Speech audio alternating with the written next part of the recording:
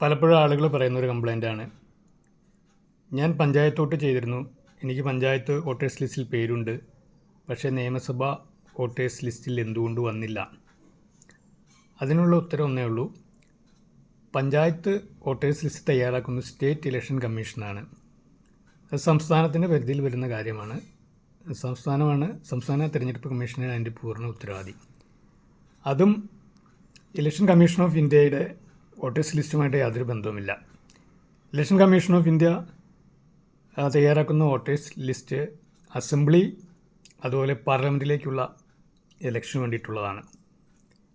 യഥാർത്ഥത്തിലുള്ള voters list എന്ന് പറയുന്നത് ഈ നിയമസഭാ ഇലക്ഷനിലേക്കിട്ട് ഉള്ള ലിസ്റ്റാണ്. അതിൽ പേര് ചേർക്കുന്നതിന് നമുക്ക് വോട്ടർ ഹെൽപ്പ് ലൈൻ എന്ന ആപ്പ് ഉപയോഗിക്കാം. ഈ ആപ്പിൽ വോട്ടർ രജിസ്ട്രേഷൻ എന്ന മെനു ക്ലിക്ക് ചെയ്ത് പുതിയ വോട്ടറാണെങ്കിൽ ഫോം 6 സെലക്ട് ചെയ്ത് നമുക്ക് അപേക്ഷ സമർപ്പിക്കാം. അഥവാ നമ്മുടെ പേരിലുള്ള കറക്ഷൻ അല്ലെങ്കിൽ അഡ്രസ്സിലുള്ള കറക്ഷൻ ഇതെല്ലാം ചെയ്യാൻ വേണ്ടി ഫോം 8 ഉപയോഗിക്കാം. നമുക്ക് ഒരു ബൂത്തിൽ നിന്ന് മറ്റൊരു ബൂത്തിലേക്ക് മാറുന്നതിനും ഫോം 8 ഉപയോഗിക്കാം. മരിച്ച ഒരാളെ നീക്കം ചെയ്യുന്നതിന് ഫോം 7 ഉപയോഗിക്കാം. ഇതിലെ ഫോംസിൻ്റെ ഡിസ്ക്രിപ്ഷൻ എല്ലാം ഈ ആപ്പിൽ തന്നെ നൽകിയിട്ടുണ്ട്. ഇപ്പോൾ 2026 നിയമസഭാ ഇലക്ഷനിലേക്കുള്ള വോട്ട് ചേർക്കാവുന്ന സമയമാണ്.